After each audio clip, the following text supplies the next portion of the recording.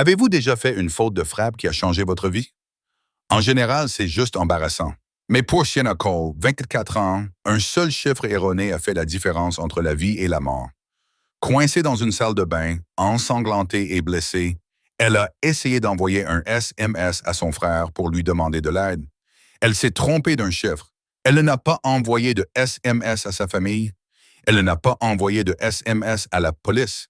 Elle a envoyé un SMS au numéro privé crypté de Rowan Kovacs, le gangster le plus redouté de la ville. Que se passe-t-il lorsqu'un monstre en uniforme rencontre un monstre en costume sur mesure? Voici l'histoire d'une guerre déclenchée par un mauvais numéro. Vous écoutez He Broke My Ribs. Plongeons-nous dans l'histoire. Le silence qui régnait au 4,29 Oak Creek Drive était plus assourdissant que les cris. C'était un silence lourd et suffocant, le genre de silence qui vous oppresse les tympans et rend l'air irrespirable. Sienna Cole était assise sur le carrelage froid de la salle de bain principale, le dos appuyé contre la baignoire. Elle tremblait, non pas à cause du froid, mais à cause des ondes de choc qui se propageaient dans son système nerveux. Chaque respiration était une négociation difficile avec la douleur.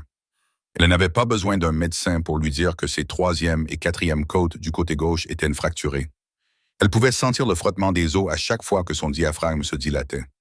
Derrière la porte verrouillée, elle entendait le bruit sourd et rythmé des bottes militaires qui marchaient sur le parquet. Boum, boum, boum, Sienna. La voix était calme. C'était le pire. Brett ne criait plus. Il semblait raisonnable. Il ressemblait à l'homme qui avait charmé ses parents.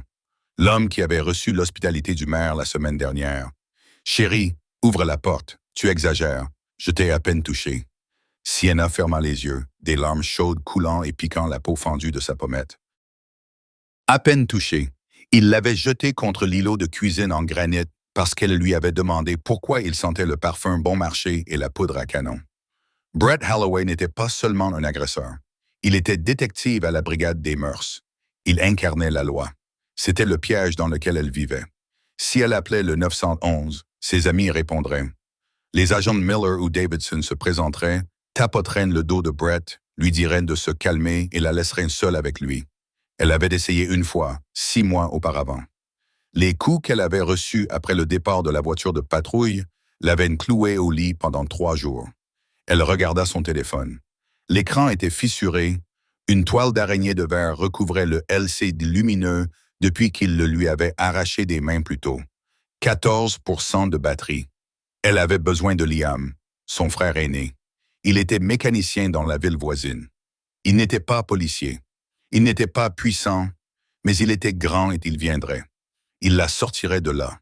Ses doigts s'étaient glissants de sang et tremblaient si violemment qu'elle pouvait à peine tenir l'appareil. Elle ouvrit l'application de messagerie. Elle ne voulait pas appeler. Si Brett l'entendait parler, il enfoncerait la porte. Elle tapa rapidement, la vue brouillée. Il m'a cassé les côtes. Je ne peux plus respirer. Brett est ivre et il a sorti son arme de service. Aide-moi, s'il te plaît.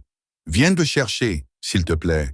Elle alla taper le numéro de Liam. 550 505 425.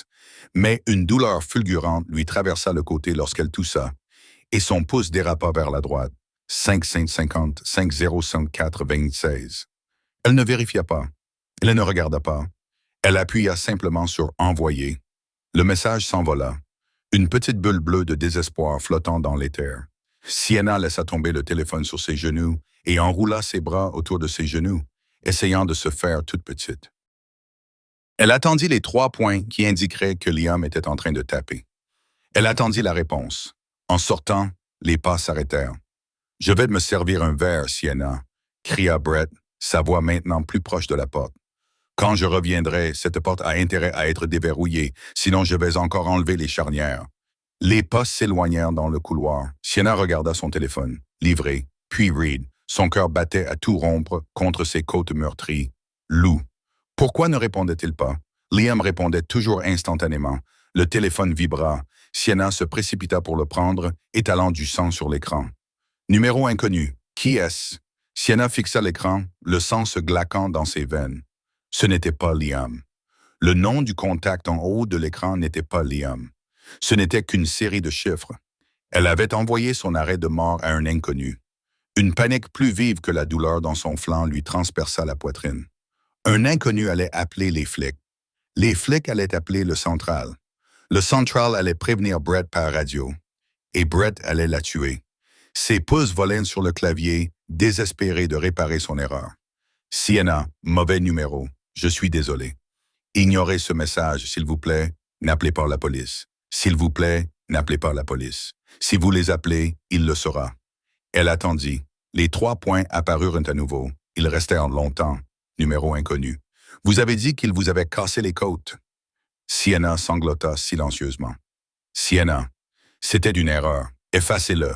Numéro inconnu. Si vous ne voulez pas appeler la police, à qui essayez-vous d'envoyer un SMS? Sienna, mon frère. Numéro inconnu. Où êtes-vous? Sienna hésita. Elle ne devait pas dire à un inconnu où elle se trouvait, mais la douleur dans son flanc devenait insupportable, noyant ses pensées. Brett allait revenir. Elle pouvait entendre le cliquetis d'une bouteille contre un verre dans la cuisine. Sienna, ça n'a pas d'importance. Je suis désolé de te déranger. Numéro inconnu. Envoie-moi ta position maintenant. Il y avait une autorité dans le message. Ce n'était pas une question. C'était un ordre. Cela semblait différent des ordres de Brett. Les ordres de Brett étaient frénétiques, alimentés par l'insécurité et le whisky. Celui-ci semblait froid, chirurgical. Sienna, je ne peux pas. C'est un flic. Il va le découvrir. Numéro inconnu. Un flic. Sienna. Oui. S'il te plaît, oublie ce numéro inconnu. Comment s'appelle-t-il? Sienna ne savait pas pourquoi elle répondait. Peut-être était-ce la perte de sang. Peut-être était-ce la prise de conscience qu'elle allait mourir dans cette salle de bain ce soir. Quoi qu'il en soit, Sienna Brett Holloway. La réponse fut instantanée. Numéro inconnu. Déverrouille la fenêtre. J'arrive. Rowan Kovacs était assis au fond d'une cabine faiblement éclairée du Nightingale, un club de jazz qui servait de couverture aux opérations du Somkaya Brat dans la ville. L'air sentait les cigares coûteux et la peur rance. De l'autre côté de la table était assis un homme nommé Felix, un distributeur de niveau intermédiaire qui avait actuellement un retard de 50 000 $ sur sa commission hebdomadaire. Felix transpirait, ses yeux passant rapidement de Rowan aux 2 grands hommes debout près de la porte. « Ça arrive, Rowan, je te le jure, » balbutia Felix. « La cargaison a été retenue au port. Les douanes font des contrôles très stricts. » Rowan ne répondit pas immédiatement. Il but une gorgée d'eau gazeuse. Il ne buvait pas d'alcool. L'alcool rendait les gens négligents. L'alcool rendait les gens comme celui dont Sienna Cole se cachait actuellement, même si Rowan ne connaissait pas encore son nom. Rowan avait 32 ans, il était bâti comme un joueur de football américain et avait les yeux couleur ardoise. Il portait un costume 3 pièces anthracite qui coûtait plus cher que la maison de Felix. Il était le bras droit de la famille criminelle Kovacs, un homme connu dans le milieu sous le simple nom de Boucher. Non pas parce qu'il aimait la violence, mais parce qu'il était efficace pour éliminer la pourriture. Son téléphone personnel vibra sur la table. Il fronça les sourcils. Seules 5 personnes avaient ce numéro. Son frère, ses 2 lieutenants, son avocat et sa mère. Il jeta un coup d'œil à l'écran. Il m'a cassé les côtes. Je ne peux plus respirer. Rowan lut le message 2 fois. Un faux numéro. Une dispute domestique. D'habitude, il l'aurait effacé et aurait écrasé le téléphone. Il n'était pas un justicier, c'était un criminel. Mais ensuite, d'autres SMS arrivèrent. N'appelle pas la police. Si tu les appelles, il le saura. C'est un flic. Brett Holloway. Rowan plissa les yeux. La température dans la cabine sembla baisser de 10 degrés Celsius. Felix cessa de parler, sentant le changement chez le prédateur en face de lui. « Rowan » murmura Felix. Rowan leva la main. Silence. Brett Holloway. Rowan connaissait ce nom. Holloway était un détective corrompu qui saisissait les cargaisons de Kovacs et les revendait à des gangs rivaux. C'était un emmerdeur bruyant et arrogant qui pensait que son badge le rendait intouchable. Mais ce n'était pas pour ça que le pouce de Rowan planait au-dessus de l'écran. Il y a 5 ans, Rowan avait une petite sœur qui s'appelait Anna. Elle était sortie avec un homme comme Holloway. Rowan était trop occupé à bâtir son empire pour remarquer les ecchymoses. Lorsqu'il s'en aperçut, Anna était morte. Une chute dans les escaliers, disait le rapport. Le petit ami n'avait jamais été inculpé. Rowan regarda le message. « J'arrive, dit-il en se levant. « Et l'argent » demanda Felix. perplexe devant ce départ précipité. Garde-le, répondit Rowan d'une voix grave et rauque. Quitte ma ville, Félix. Si je te revois, je te coupe les mains. Il sortit du club, la musique aux basses lourdes s'estompant dans la nuit pluvieuse. Il fit signe à son chauffeur, un ancien soldat imposant nommé Yuri. Nous devons faire un détour, dit Rowan en se glissant à l'arrière de la Mercedes blindée. Il brancha le téléphone à la console de la voiture. Trace le signal de ce numéro. J'ai besoin d'une adresse. 30 secondes. Yuri ne posa aucune question. Ses doigts volèrent sur le clavier de l'ordinateur portable fixé au tableau de bord. Triangulation.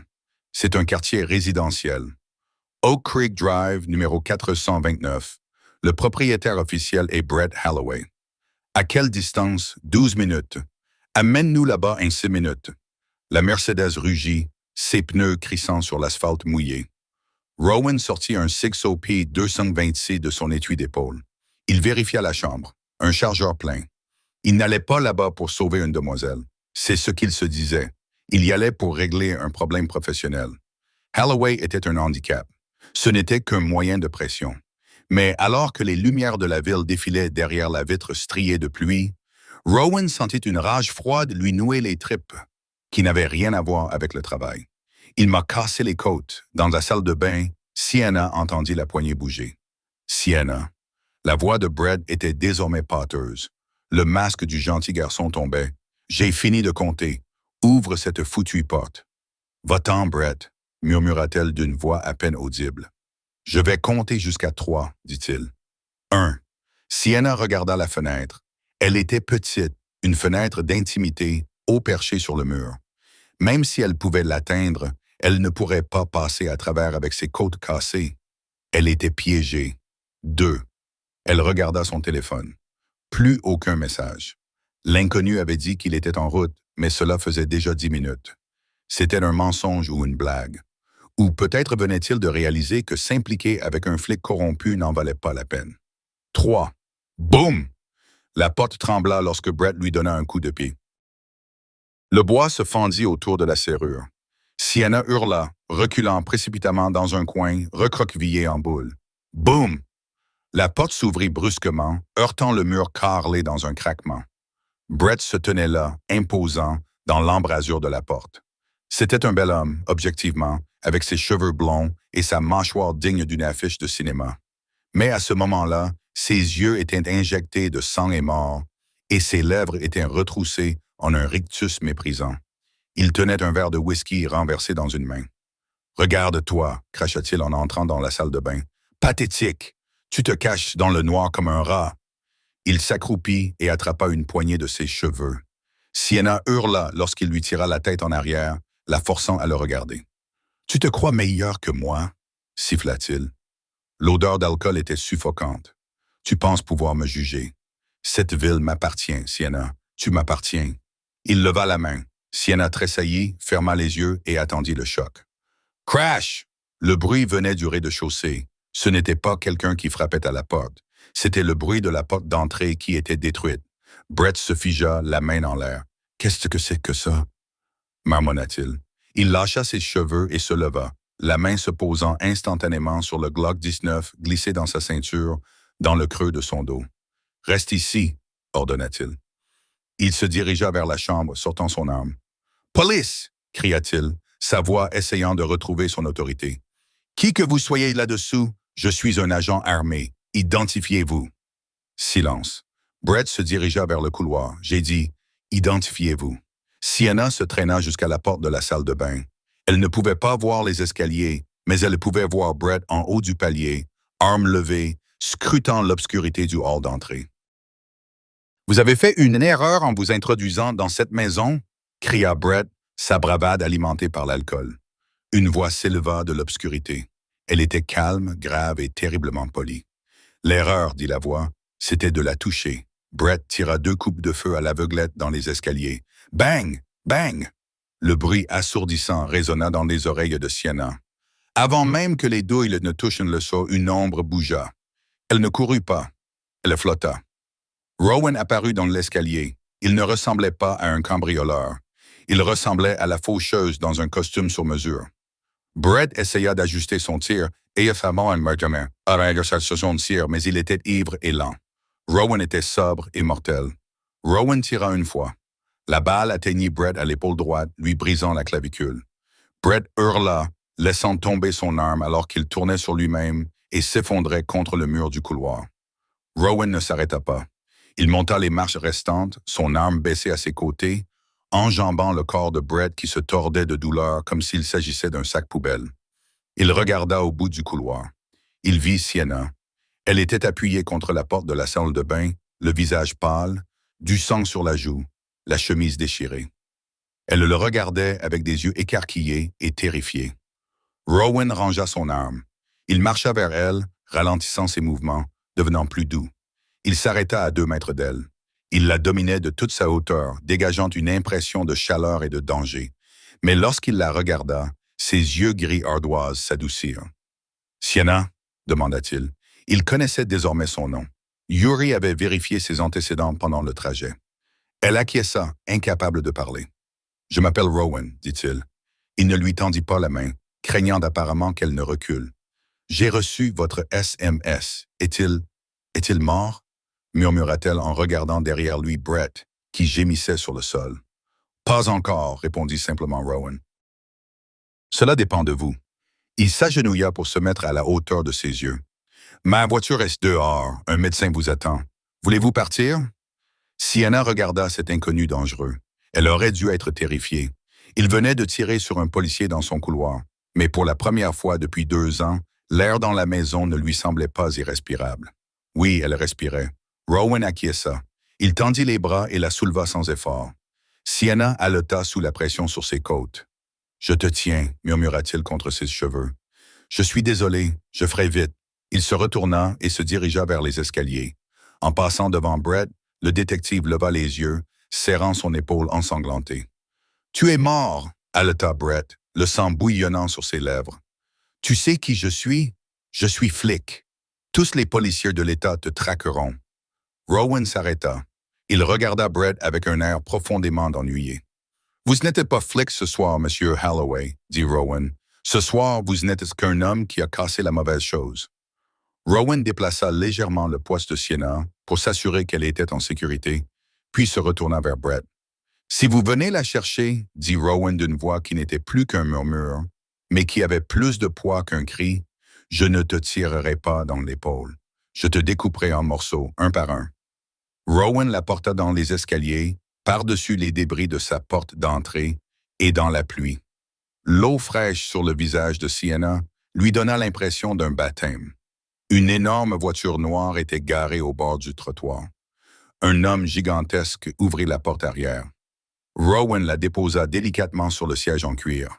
« Roulez », dit-il au conducteur. Alors que la voiture démarrait, Sienna regarda par la vitre arrière. La maison, sa prison, rétrécissait au loin. Elle regarda l'homme assis à côté d'elle. Il tapait sur son téléphone, le visage éclairé par l'écran.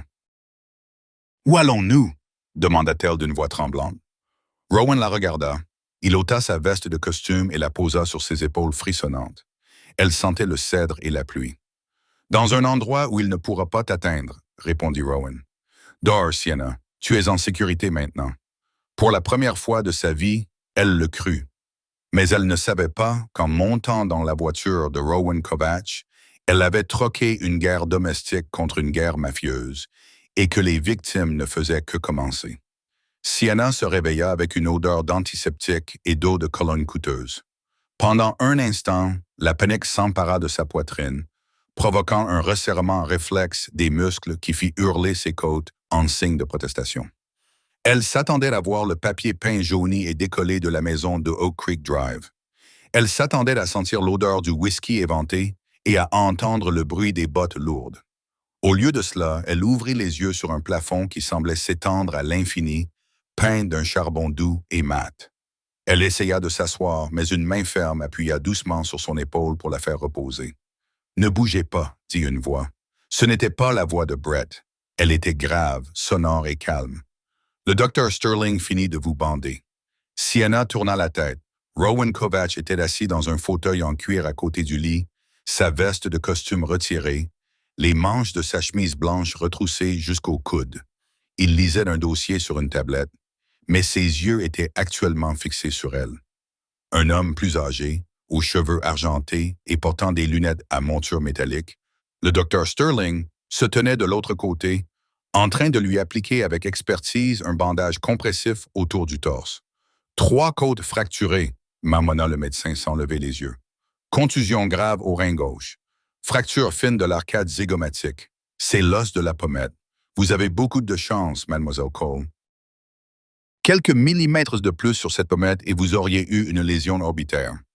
Sienna regarda autour d'elle. Ce n'était pas un hôpital. Cela ressemblait à une chambre dans un palais. Les baies vitrées offraient une vue panoramique sur les toits de la ville, actuellement balayée par une pluie incessante. Il se trouvait en hauteur dans un penthouse. « Où suis-je » demanda-t-elle d'une voix rauque. Sa gorge était sèche comme du papier de verre. « Chez moi » répondit Rowan. Il se leva et versa un verre d'eau dans un verre en cristal posé sur la table de chevet. Il le porta à ses lèvres, l'inclinant délicatement pour qu'elle puisse boire sans se redresser. Les mouvements saccadés d'une ambulance t'auraient causé davantage de douleur. Le docteur Sterling fait des visites à domicile. Sienna but goulûment. La police ne viendra pas ici, dit Rowan en posant le verre. Il est difficile d'entrer dans cet immeuble. Le docteur Sterling termina de panser la blessure et rangea son sac. Il regarda Rowan avec une expression lasse. Elle a besoin de repos, Rowan. Pas de stress, et pour l'amour de Dieu, cachez-la. Si Holloway survit, il va mettre la ville sens dessus-dessous. Il survivra, dit Rowan froidement. J'ai tiré pour le neutraliser, pas pour le tuer. Tuer un flic, ça fait venir les fédéraux. Mutiler un flic, ça fait juste venir les flics locaux. Le docteur secoua la tête, prit son sac et quitta la pièce sans un mot. Le silence s'installa entre eux.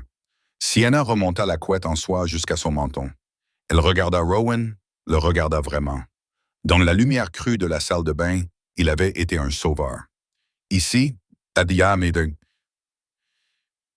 dans la douce lumière ambiante de son penthouse, il ressemblait à un roi, mais un roi dangereux. Les tatouages qui dépassaient de son col parlaient de violence. Les cicatrices sur ses jointures évoquaient des guerres. « Vous êtes un criminel », murmura-t-elle. « Ce n'était pas une accusation, juste un constat. » Rowan ne broncha pas. Il se rassit dans le fauteuil, croisant les jambes. « Je le suis. Je dirige le syndicat Kovacs, les jeux, le transport maritime, la protection. »« Pourquoi êtes-vous venu me chercher ?» demanda Sienna, la voix tremblante. « Je ne suis personne. J'ai envoyé un SMS au mauvais numéro. Vous auriez pu simplement l'ignorer. » Rowan regarda la pluie par la fenêtre, la mâchoire serrée. « Il y a 5 ans, » commença-t-il d'une voix basse. « Ma sœur Anna sortait avec un homme, un banquier, respectable. Il l'a battue pendant 2 ans. Elle ne m'en a jamais parlé parce qu'elle savait ce que je lui ferais. Elle pensait le protéger de moi. » Il reporta son regard sur Sienna. Son intensité la cloua au matelas. « Une nuit, elle m'a appelé. Elle n'a rien dit. Elle a juste pleuré. J'étais en réunion. Je lui ai dit que je la rappellerais dans 1 heure. » Rowan fit une pause. Il frotta son pouce sur une bague en argent à son petit doigt. « Je ne l'ai pas rappelée dans 1 heure. Je l'ai rappelée 2 heures plus tard. Elle n'a pas répondu. Quand je suis arrivé à son appartement, elle était partie. » Sienna sentit une boule se former dans sa gorge. « Je suis désolé. Je ne veux pas de ta pitié, Sienna, » dit Rowan, d'un ton légèrement plus dur. « Je te raconte ça pour que tu comprennes. Quand j'ai vu ton SMS, il m'a cassé les côtes. Je n'ai pas vu un inconnu. J'ai vu Anna. » Il se leva et marcha jusqu'au bord du lit. Il la regarda, le visage impassible. « Tu n'es pas prisonnière ici, mais tu ne peux pas partir. »« Pas encore. Holloway est vivant. C'est un détective. Il inventera une histoire selon laquelle tu as été kidnappé. Si tu sors, c'est pas la police te secourra et te ramènera à lui. Et la prochaine fois, il s'assurera que tu ne puisses envoyer de SMS à personne. » Sienna frissonna. Elle savait qu'il avait raison. Brett était un maître manipulateur. Il dirait à tout le monde qu'elle était instable, qu'elle s'était enfuie avec un dealer de drogue, qu'il était la victime. « Que faisons-nous » demanda-t-elle. « Nous attendons » répondit Rowan. « J'ai des gens qui surveillent l'hôpital. J'ai des gens qui surveillent ton frère. » Sienna se redressa brusquement, grimaçant de douleur. Liam, si Brett lui fait du mal, recouche-toi, ordonna Rowan d'une voix douce. Liam est en sécurité. J'ai 2 hommes garés devant son garage. Si Holloway ou l'un de ses amis corrompus s'approche de lui, ils interviendront. Il fouilla dans sa poche et en sortit un nouveau téléphone, un appareil noir élégant. Il le posa sur la table de chevet. Il est crypté. Tu peux l'utiliser pour naviguer sur Internet, regarder des films, mais ne te connecte pas à tes réseaux sociaux. Ne contacte personne. Si tu transmets un signal qui peut être triangulé, tu nous mets tous en danger. Rowan se dirigea vers la porte. Il s'arrêta, la main sur la poignée. Dors un peu, Sienna. Demain, nous entrons en guerre. Alors que la lourde porte en chêne se refermait, Sienna s'allongea contre les oreillers. Elle se trouvait dans la maison d'un parrain de la mafia, un homme qui avait admis être un criminel, un homme qui résolvait les problèmes à coups de balle. Et pourtant, alors qu'elle fermait les yeux, elle se rendit compte qu'elle se sentait plus en sécurité avec le loup à la porte qu'elle ne l'avait jamais été avec le chien de berger. Brett Holloway était allongé dans un lit d'hôpital au St. Jude's Medical Center, l'épaule couverte de sang et de brûlures. La douleur était aveuglante, mais la rage était plus claire. Le capitaine Miller se tenait au pied du lit, le visage sombre. Miller était un bon flic dans le sens où il ne battait pas sa femme, mais c'était un mauvais flic dans le sens où il fermait les yeux lorsque ses agents prenaient des raccourcis. Il protégeait la fraternité au-dessus de la loi. « Raconte-moi encore, Brett, » dit Miller, un bloc-notes à la main. Brett grimaça, exagérant la douleur. Il devait vendre son histoire à la perfection. « Je suis rentré à la maison, j'ai entendu des cris, » dit Brett d'une voix rauque. J'ai enfoncé la porte de la salle de bain. Elle était par terre. Il y avait un homme vêtu d'un grand costume sombre, avec un accent d'Europe de l'Est. Il pointait d'une arme sur sa tête. Brett fit une pause pour prendre une petite inspiration. Le mensonge avait un goût sucré sur sa langue. J'ai sorti mon arme, je me suis identifié. Il l'a utilisé comme bouclier humain. Je ne pouvais pas tirer. Je ne pouvais pas risquer de toucher Sienna. Il l'a poussée dans les escaliers. J'ai essayé de la rattraper. Il m'a tiré dessus. Il l'a emmenée par la porte d'entrée. Une Mercedes noire, sans plaque d'immatriculation. Les jointures de Miller blanchirent tandis qu'il agrippait la barre du lit. Enlèvement. Tentative de meurtre sur un policier. C'est le gang de Kovacs. Brett a dit « J'ai réduit leur ligne de distribution sur les quais. C'est une vengeance. Ils ont enlevé ma copine pour m'atteindre. » Miller a claqué son carnet. « Je vais lancer un avis de recherche. Toutes les voitures de patrouille de la ville vont la rechercher. On va démanteler l'opération de Kovacs brique par brique. »« Ramenez-la, Cap, » a dit Brett en versant une fausse larme. « Elle est fragile. Dieu seul sait ce qu'ils lui font subir. » Dès que Miller eut quitté la pièce, l'expression de Brett changea instantanément. La tristesse disparut, remplacée par un calcul froid et reptilien. Il prit son téléphone de sa main valide. Il composa un numéro qui ne figurait pas dans l'annuaire de la police. « Oui, » répondit une voix rauque. « C'est Halloween, » dit Brett. « J'ai besoin de localiser un téléphone portable. Celui que je te paye pour suivre. »« Le téléphone de la fille ?» demanda la voix. « Il est mort, patron. Le signal a été coupé hier soir chez vous. Aucun ping depuis. » Brett jura. Sienna avait dû le jeter ou le Ross l'avait détruit. « Très bien, » dit Brett. « Plan B. Je veux que tu rendes visite au frère Liam Cole. »« Tu veux qu'on le fasse taire? Non. » Brett siffla. « Je veux qu'il ait peur. Je veux qu'il sache que sa sœur a disparu et que les Russes l'ont enlevé. Fais-lui croire ça. S'il pense que Kovacs l'a enlevé, il ira voir la presse. Il fera du bruit. Kovacs peut se cacher de la police. Mais il ne peut pas se cacher de l'indignation publique. Considère que c'est fait. » Brett raccrocha. Il s'adossa contre les oreillers, fixant le plafond. « Tu crois pouvoir t'enfuir, Sienna? » murmura-t-il dans la pièce vide. « Je brûlerai toute la ville pour te retrouver. Et quand je t'aurai trouvé, tu regretteras de ne pas être morte dans cette salle de bain. » De l'autre côté de la ville, dans l'appartement terrasse de Seine, le soleil matinal tentait de percer les nuages gris. Rowan se tenait dans sa cuisine, vêtu d'un T-shirt noir moulant qui soulignait son physique musclé. Il préparait un espresso. C'était un geste domestique qui semblait étrange, accompli par un homme aussi meurtrier que lui. Yuri entra, tenant une tablette. Le grand Russe avait l'air inquiet. « Patron, » dit Yuri, « allumez les informations. » Rowan prit la télécommande et alluma la télévision accrochée au mur. L'écran montrait une photo de Sienna. C'était une vieille photo où elle souriait, rayonnante, avant que Brett ne lui vole toute sa joie de vivre.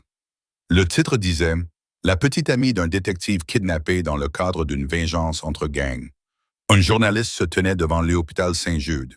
La police lance une chasse à l'homme à l'échelle de la ville pour retrouver Sienna Cole, 24 ans, qui a été enlevée chez elle hier soir après une violente altercation qui a laissé un détective décoré dans un état critique. Selon certaines sources, l'enlèvement serait lié à la famille criminelle Kovacs.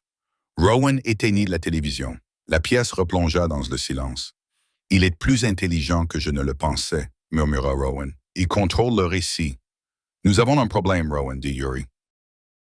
La police fait une descente dans les entrepôts. Ils viennent de défoncer les portes du dépôt d'expédition. Ils ne cherchent pas de contrebande. Ils mettent les lieux sans dessus-dessous à la recherche de la fille. Nous perdons $1 million par heure. Laissez-les faire, dit calmement Rowan en sirotant son espresso. Les entrepôts sont propres. J'ai déplacé le stock il y a 3 jours. Ce n'est pas seulement la police, dit Yuri en hésitant.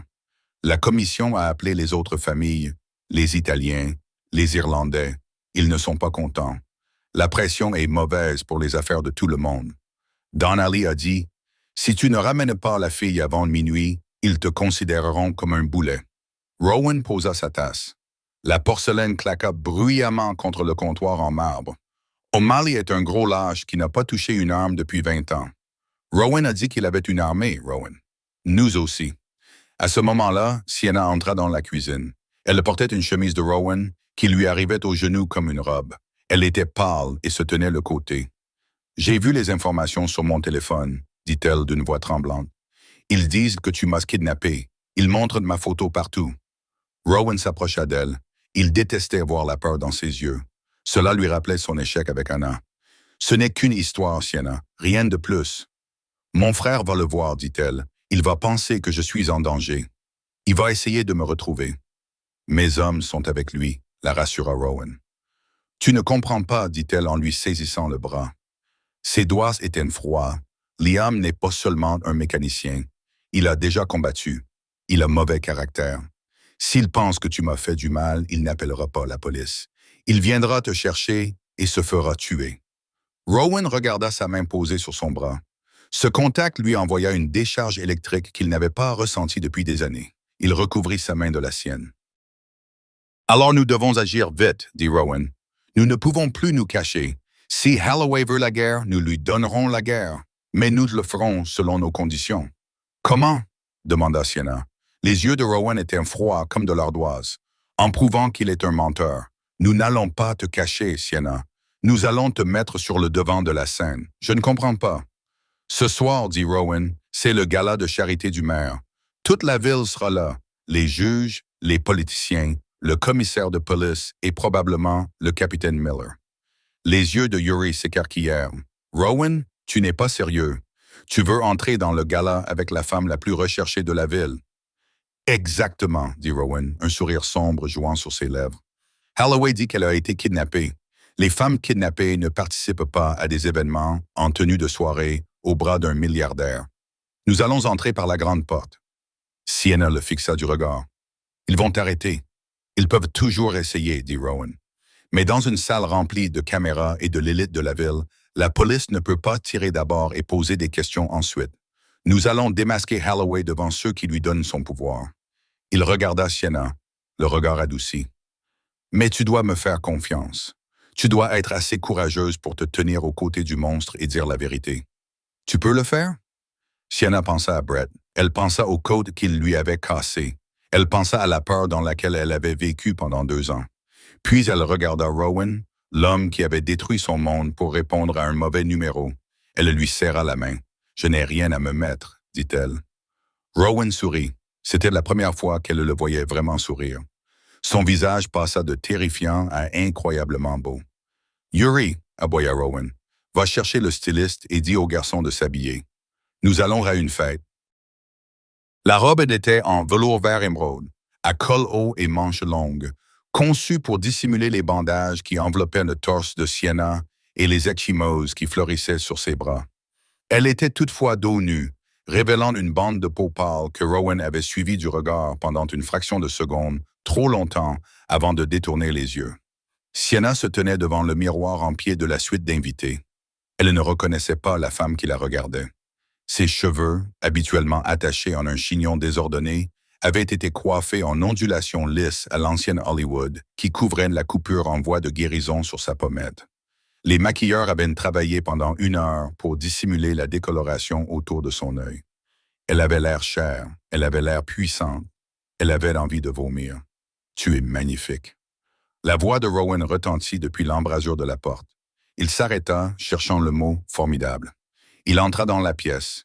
Il portait un smoking qui lui allait comme une armure, bleu nuit au lieu de noir, avec un étui à revolver à peine visible sous la coupe ajustée de la veste. « Je ne peux pas faire ça », murmura Sienna, les mains tremblantes alors qu'elle serrait une pochette incrustée de diamants. « Le capitaine Miller sera là. Le procureur, ils le savent tous. Brett, ils t'arrêteront dès qu'on entrera. » Rowan se plaça derrière elle, croisant son regard dans le miroir. Il ne la toucha pas, mais sa présence était d'un poids réconfortant contre son dos. « Ils s'attendent à une victime effrayée, » lui dit Rowan à voix basse. « Ils s'attendent à une femme réduite au silence par les coups. Si tu entres la tête baissée, ils gagnent. Mais si tu y entres comme une reine, tu leur enlèves leur pouvoir. » Il fouilla dans sa poche et en sortit une petite boîte en velours. Il l'ouvrit pour révéler un collier, une seule émeraude en forme de larme entourée de diamants. « Cela appartenait à ma grand-mère, dit-il en le nouant autour de son cou. Ses doigts effleurèrent en sa nuque, lui donnant un frisson qui n'avait rien à voir avec la peur. C'est un symbole de protection. Tant que tu le porteras, tu seras une Kovach. Il ne sait pas que tu ne touches à une Kovach. » Sienna prit une profonde inspiration. La douleur dans ses côtes était sourde, lui rappelant pourquoi elle faisait cela pour elle-même, pour Liam, pour arrêter Brett. « D'accord, dit-elle, allons-y. » La salle de bal du Grand Hôtel était une mer de cravates noires et de robes de créateurs.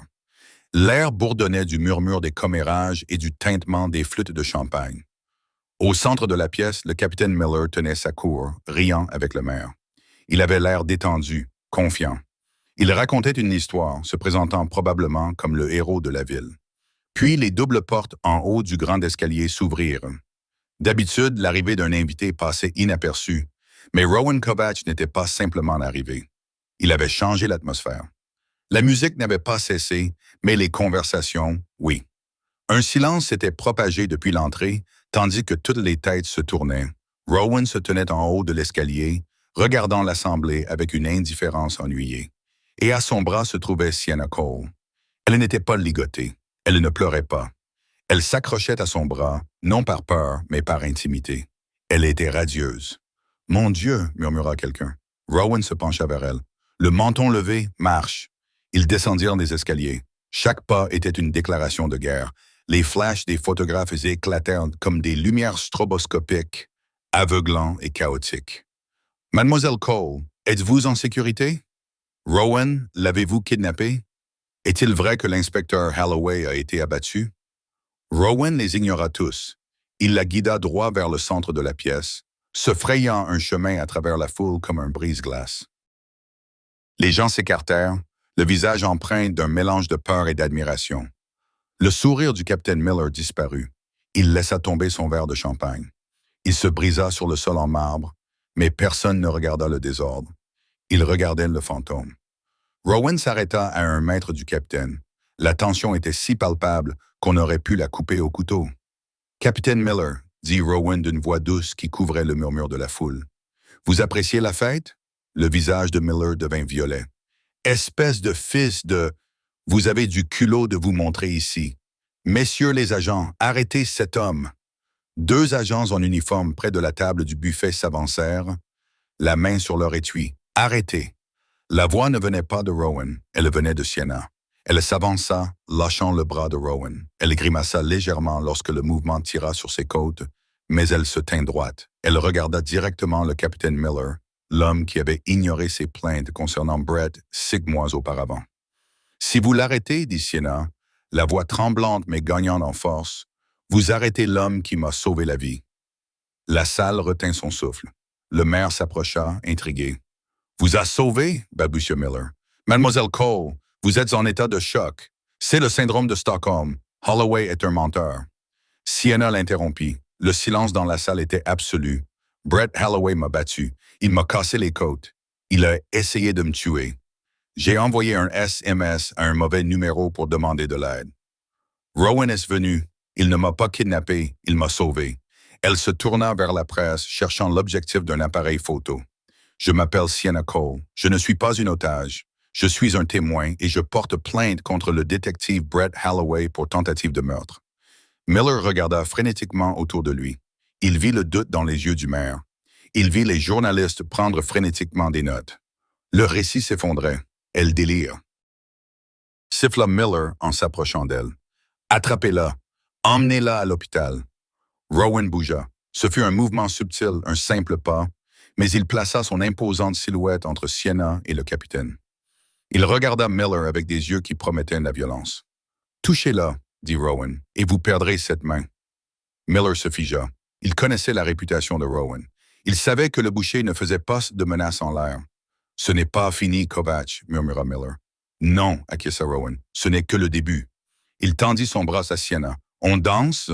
C'était un geste de pouvoir de la plus haute importance que de rester et de danser sous le nez de la police. Sienna prit son bras. Ils se dirigèrent vers la piste de danse.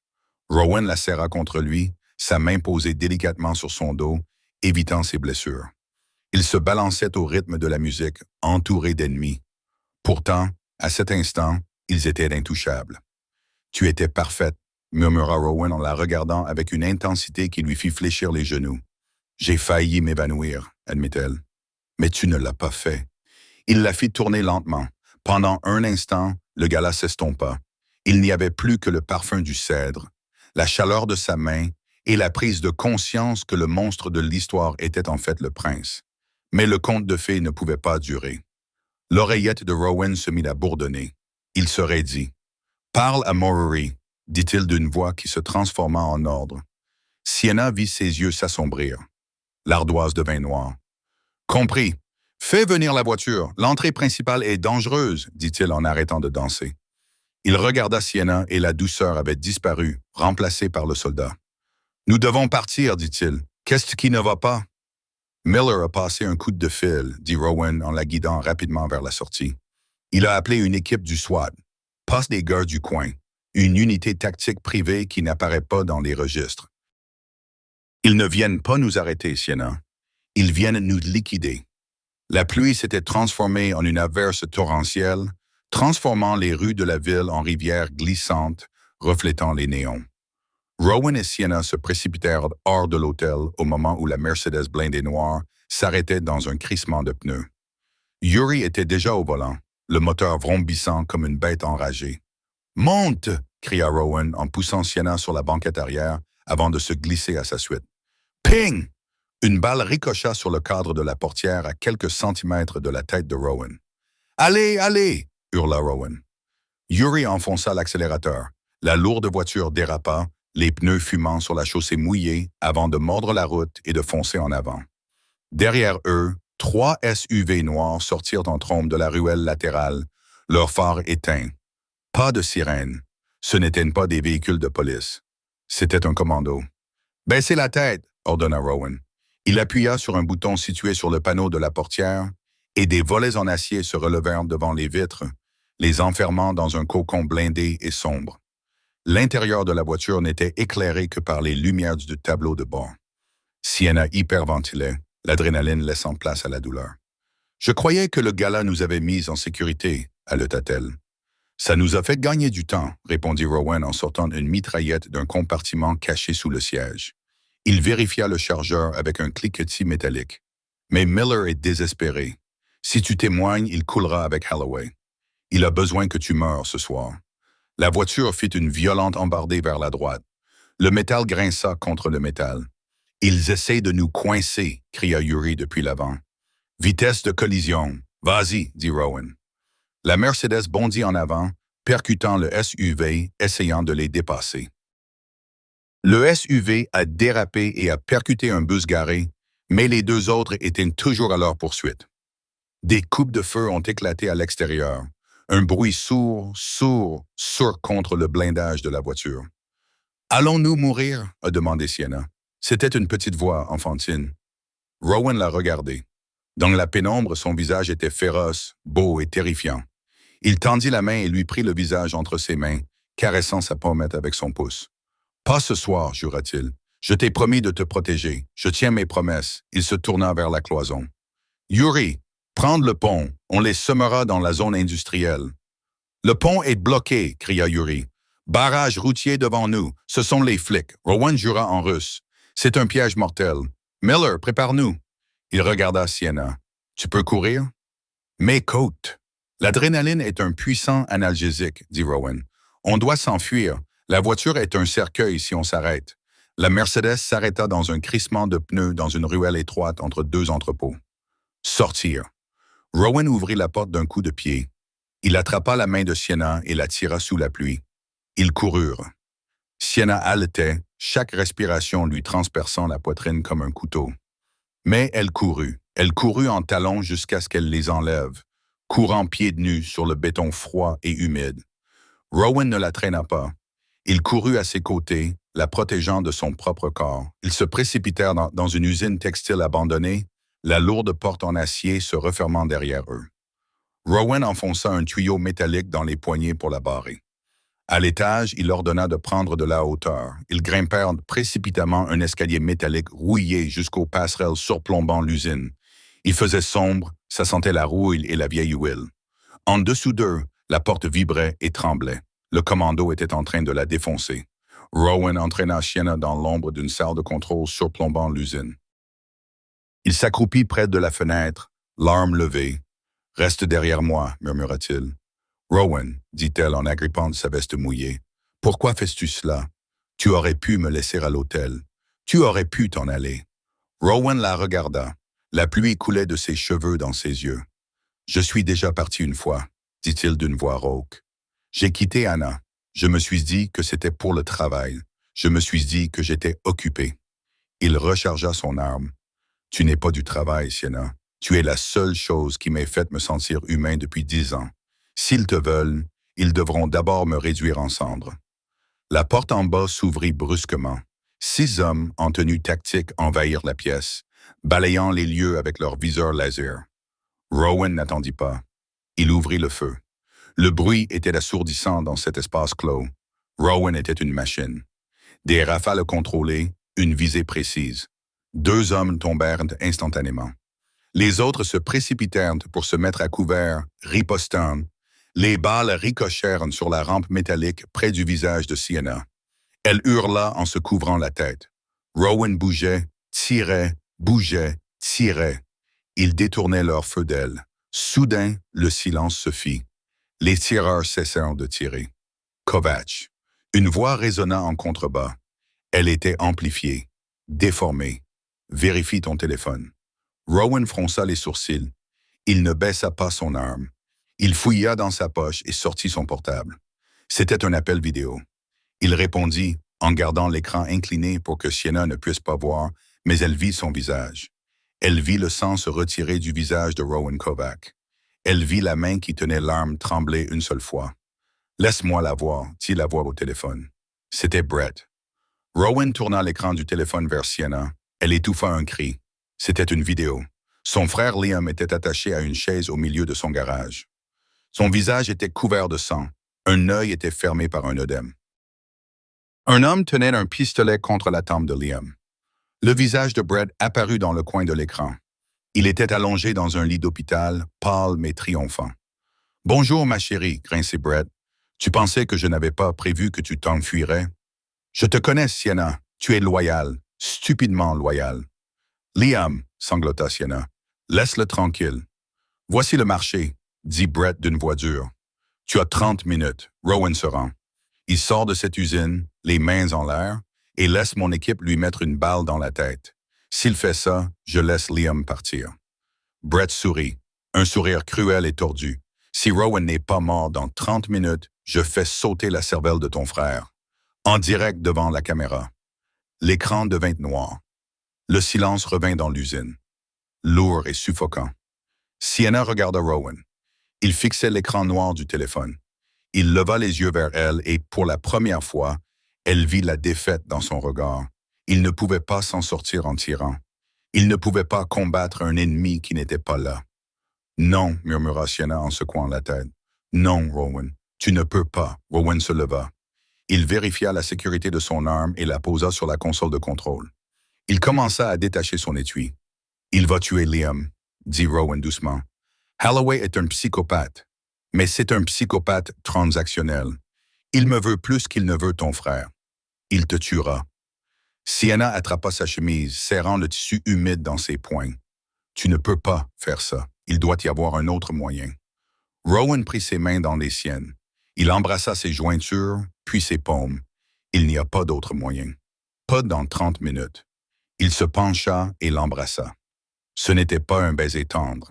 C'était un baiser désespéré, qui avait le goût de la pluie, de la poudre à canon et de l'adieu.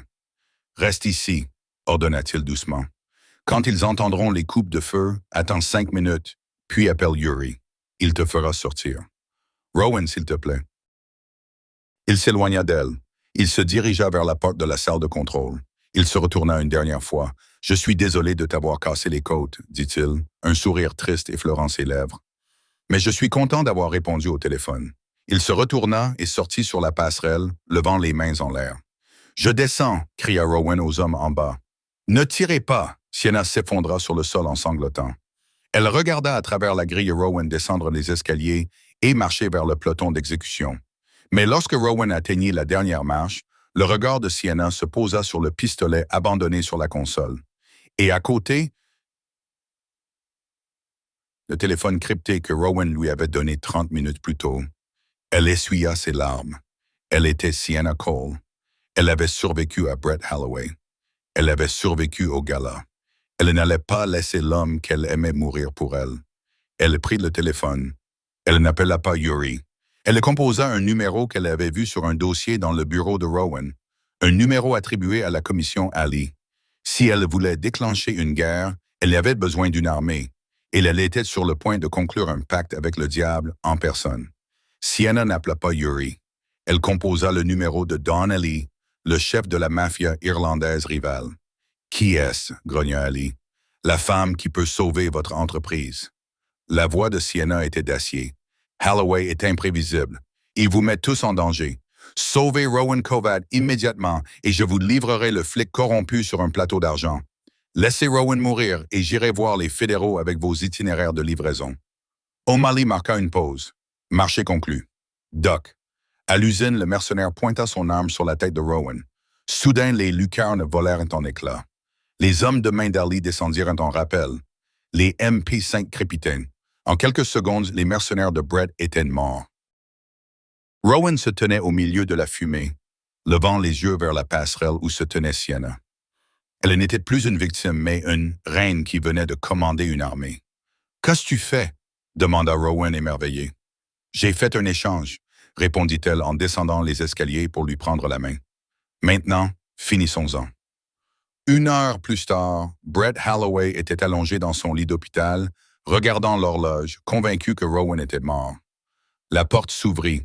Rowan entra, ensanglanté, mais vivant, avec Sienna à ses côtés. « Tu es mort !» hurla Brett en reculant précipitamment. « Pas tout à fait » dit Rowan en jetant un épais dossier sur le lit. « Virement bancaire, ordre d'assassinat, poste de vin. O'Malley tient des registres précis. Le FBI est dans le hall. »« La prison ?» Brett rit nerveusement. « Je bénéficierai d'une détention préventive. » Sienna se pencha vers lui, le regard froid. Rowan passa un coup de fil. « Tu iras dans le quartier général. Tu seras enfermé avec les hommes que tu as mis là. » Alors que les agents du FBI envahissaient la pièce et menottaient Brett qui hurlait, Sienna se tourna vers Rowan. « Rentrons à la maison. » 6 mois plus tard, Sienna était assise dans une alcôve privée du meilleur restaurant de la ville. Son frère Liam était sain et sauf et dirigeait désormais la division automobile légale de la famille. De l'autre côté de la table, Rowan versait du vin millésimé. La peur du passé avait disparu, remplacée par le pouvoir et la paix. Sienna sortit son téléphone.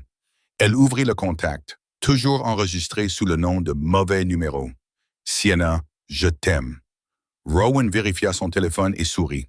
Ce sourire rare et dévastateur qui n'était destiné qu'à elle. Rowan, j'arrive. Pour toujours. Et voilà comment un simple chiffre erroné a fait tomber un détective corrompu et bâti un empire. Sienna Cole n'a pas seulement survécu à son traumatisme. Elle s'en est servie comme d'une arme.